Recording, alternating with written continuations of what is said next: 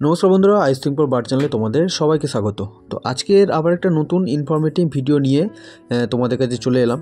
তো তোমরা ভিডিওতে দেখতে পাচ্ছ আমি কিছু ইনগ্রিডিয়েন্টস নিয়েছি, যেটা হচ্ছে কি ডিম আছে, গাজর আছে এবং পরে আমি এর সাথে অ্যাড করব ধনিয়া পাতা।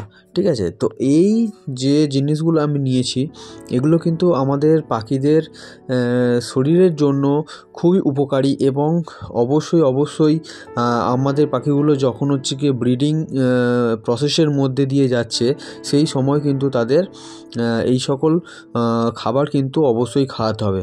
তো আমরা সচরাচর কিন্তু বলে থাকি আমি যে পাখিদের কিন্তু এগ ফুড অথবা গ্রিন ফুড এগুলো কিন্তু সময় সময় এবং সপ্তাহে একটা নিয়ম করে কিন্তু অবশ্যই খাওয়াতে হবে, কারণ এর মধ্যে কিন্তু অনেক গুণাগুণ আছে। সেই গুণাগুণগুলো কিন্তু পাখিদের শরীরে খুবই কার্যকরী ভূমিকা পালন করে এবং যেহেতু আমাদের পাখিগুলো হচ্ছে কি ডিম বাচ্চা করছে, তো তাদের শরীরে কিছু কিছু ঘাটতি আছে, সেইগুলো পূরণ করার জন্য কিন্তু এইগুলো খুবই দরকার।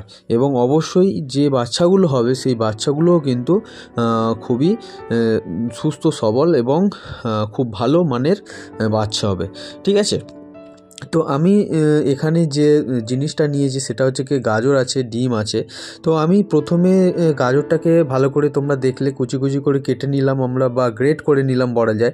ঠিক আছে, তো এই গাজরের মধ্যে কিন্তু অনেক খুবই গুরুত্বপূর্ণ জিনিস আছে, যেমন ভিটামিন এ আছে, ভিটামিন বি আছে, পটাশিয়াম আছে, ক্যালসিয়াম আছে, ফসফরাস আছে।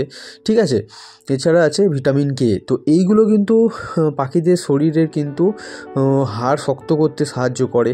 ঠিক আছে, তো এর মধ্যে ভিটামিন B6 আছে, যেগুলো হচ্ছে কি পাখিদের শক্তি বৃদ্ধিতে কিন্তু সাহায্য করে এবং এদের উচ্চ রক্তচাপ বাড়াতে সাহায্য করে, কমাতে সাহায্য করে। এবং ক্যালসিয়াম, ফসফরাস এগুলো কিন্তু বলতে লাগে না, এগুলো অবশ্যই কিন্তু পাখিদের বৃদ্ধিতে সাহায্য করে, হাড়ের বৃদ্ধিতে সাহায্য করে।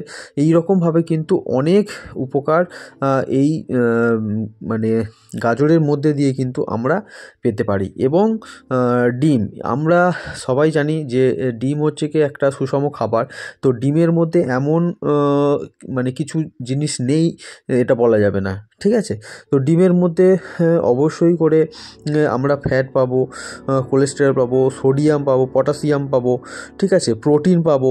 তো প্রোটিন এর মধ্যে আবার ভিটামিন সি আছে, আয়রন আছে, ভিটামিন B6, ক্যালসিয়াম। তো মানে একটার পর একটা বলতে থাকলে কিন্তু অনেক রকম কিন্তু জিনিস আছে, যেগুলো হচ্ছে কি বলে শেষ করা যাবে না। তো আমাদের পাখিদের শরীরে ভিটামিন B6, আয়রন এইগুলো কিন্তু খুবই দরকার, বা ক্যালসিয়াম খুবই দরকার, যেহেতু তারা কিন্তু অলরেডি এখন তারা হচ্ছে কি ব্রিডিং করছে। তো এই ব্রিডিং সিজনে কিন্তু এইগুলো কিন্তু খুবই সুন্দরভাবে খাওয়াতে হবে, কারণ তাদের শরীরে কিন্তু এই ঘাটতিগুলো হতে থাকে, কারণ যেহেতু ডিম বাচ্চা করছে। এবং এইগুলো খাওয়ালে যে পাখিগুলো যে বাচ্চাগুলো হচ্ছে তাদের, তো সেই বাচ্চাগুলো কিন্তু খুব তাড়াতাড়ি গ্রো করবে, কারণ এমনি যে দানা এবং জল আমরা যে মিক্স সিড দিচ্ছি, সেই মিক্স সিড কিন্তু খেয়ে পাখিগুলি গ্রোথ, মানে বাচ্চাগুলোর মেনলি গ্রোথ কিন্তু অতটা তাড়াতাড়ি হয় না, যতটা হচ্ছে কি এই সফট ফুডের বা এগ ফুডের খাওয়ানোর মাধ্যমে কিন্তু হয়ে থাকে। ঠিক আছে, তো এর সাথে আমি হচ্ছে কি ধনিয়া পাতা আজকের অ্যাড করছি। তো ধনিয়া পাতার কিন্তু অনেক গুণাগুণ আছে। ধনিয়া পাতার মধ্যেও কিন্তু ভিটামিন এ আছে, ভিটামিন সি আছে, ভিটামিন ই আছে, এবং এর মধ্যে কিন্তু মানে অ্যান্টি অক্সিডেন্ট আছে। তো এই অ্যান্টি অক্সিডেন্ট কিন্তু পাখিদের হচ্ছে কি রোগ প্রতিরোধ কিন্তু এই ক্ষমতাটা কিন্তু বাড়ায়। তো আমাদের পাখিগুলো, আমরা যেহেতু এই বাজরিকার পাখি বা বদ্রিকা পাখি পালন করি, তো সেখানে কিন্তু এই পাখিগুলোর মধ্যে কিন্তু সচরাচর আমরা দেখতে পাই যে পটির একটা সমস্যা বা লুজ মোশনের একটা সমস্যা। তো সেই লুজ মোশন বা পটির সমস্যা দূর করার জন্য বা রোগ প্রতিরোধ আগে থেকে ক্ষমতা বাড়ানোর জন্য কিন্তু এই ধনিয়া পাতা কিন্তু খুবই কার্যকর। ঠিক আছে, আর ধনিয়া পাতা কিন্তু আমাদের দিতে হবে পাখিদেরকে, কারণ ন্যাচারাল উপায়ে কিন্তু পাখিদের হজম শক্তি বাড়ানোর জন্য কিন্তু এই ধনিয়া পাতা কিন্তু খুবই কার্যকর। তো আমরা এখন শীতকালের সময় এই ধনিয়া পাতা কিন্তু মার্কেটে অ্যাভেলেবেল পেয়ে যাই। তো এছাড়া কিন্তু অন্যান্য সময় মার্কেটে কিন্তু আমরা ধনিয়া পাতা পাই, কিন্তু হয়তো একটু দাম বেশি থাকে, কিন্তু এই দামের থেকে কিন্তু এর কাজ কিন্তু অনেক বেশি। তো আমাদের এই পাখিগুলোকে তো অবশ্যই ভালো রাখতে গেলে তো এই ধনিয়া পাতা কিন্তু অবশ্যই আমাদেরকে কিন্তু দিতে হবে। আর এছাড়া এই ধনিয়া পাতার মধ্যে যে ভিটামিন এ আছে, ভিটামিন সি আছে, তো এগুলো কিন্তু পাখিদের সুস্থ সবল রাখতে কিন্তু সাহায্য করে। ঠিক আছে, তো এই হচ্ছে কি মেন ব্যাপার। তো এর মধ্যে আমরা অনেক আরও ইনগ্রিডিয়েন্টস যোগ করতে পারি, যেমন হচ্ছে কি পালং শাক আছে, বা এর সাথে ব্রোকলি আছে, বা এর সাথে যে লাল শাক, নোটে শাক সেইগুলো আছে। তো আরও অনেক রকমভাবে তোমরা কিন্তু এই এগ ফুডটা কিন্তু বানাতে পারো। তো আমি আজকের মূলত এই 3টে জিনিস দিয়ে কিন্তু আজকের এগ ফুডটা বানিয়েছি, কারণ আমি হচ্ছে কি আরও যে সবজিগুলো আছে বা শাক সবজিগুলো আছে সেইগুলো কিন্তু আমি অন্য রকমভাবে দিয়ে থাকি, কারণ ডে বাই ডে আমি হচ্ছে কি মেনটেন করে তাদেরকে খাওয়াই। তো তোমরা যদি জানতে চাও অবশ্যই কমেন্ট করো যে একটা রুটিন চার্ট হিসাবে আমরা পাখিদেরকে কিভাবে কি শাক সবজি এগ ফুড খাওয়াতে পারি, তো সেই নিয়ে আমি একটা ডিটেলসে একটা ভিডিও বানিয়ে দেব। তো যাই হোক বন্ধুরা, আমি পাখির ঘরে আমি হচ্ছে কি সেই এগ ফুডটা যেটা বানিয়েছি সেটা আমি নিয়ে চলে এসেছি। তো তোমরা দেখো অলরেডি পাখিগুলো তারা কিন্তু নিচে নেমে চলে এসছে। ঠিক আছে, তো আমি এবার তাদেরকে দিয়ে দিচ্ছি।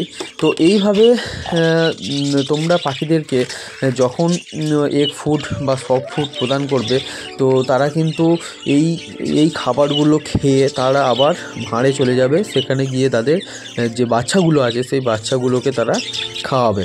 ঠিক আছে, তো আমরা এই শীতের সময়ে চেষ্টা করব যে সপ্তাহে মোটামুটি 2 দিন হচ্ছে কি এই সফট ফুড বা এগ ফুড কিন্তু খাওয়ানোর, কারণ যখন ভাঁড়ে বাচ্চা থাকে তো সেই সময় কিন্তু এই এগ ফুডটা খাওয়ালে পাখির বাচ্চাগুলোর যে গ্রোথ সেটা কিন্তু দ্বিগুণ হয়ে যায়। ঠিক আছে, আর এদের যে আমরা অনেক সময় দেখি পাখির বাচ্চা হয়েছে কিন্তু বাচ্চাদের পালক ঠিক মতো উঠছে না। ঠিক আছে, তো অনেক সময় দেখা যায় যে অনেকের আছে যে ছাঁট বাচ্চা হয়ে যায়। ছাঁট বাচ্চা মানে পাখির পালক ঠিকমতো ওঠে না বলে সেই পাখির বাচ্চাগুলো ঠিকমতো উঠতে পারে না। ঠিক আছে, পালকগুলো ঠিকঠাক মতো হয় না। তো সেই কারণে কিন্তু এই পাখির বাচ্চাগুলো কিন্তু ভালো দামে কিন্তু বিক্রি হয় না। তো এই যে এগ ফুড আছে এগুলো কিন্তু যদি তোমরা ঠিক সময় মতো রুটিন মাফিক করে খাওয়াতে পারো, তাহলে কিন্তু এই সমস্যা থেকেও তোমরা কিন্তু সমাধান পেয়ে যাবে।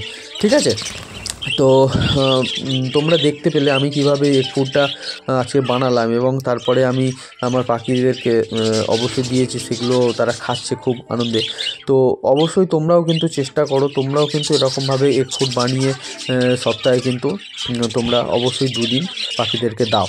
ঠিক আছে, আর তোমরা যদি জানতে চাও যে সপ্তাহে আমরা কিভাবে রুটিন মেনটেন করে পাখিদেরকে খাবার এগ ফুড এবং শাকসবজি দেবো, তো অবশ্যই কমেন্ট করে জানালে আমি কিন্তু সেটা ভিডিও ডিটেলস দিয়ে দেবো। ঠিক আছে বন্ধুরা।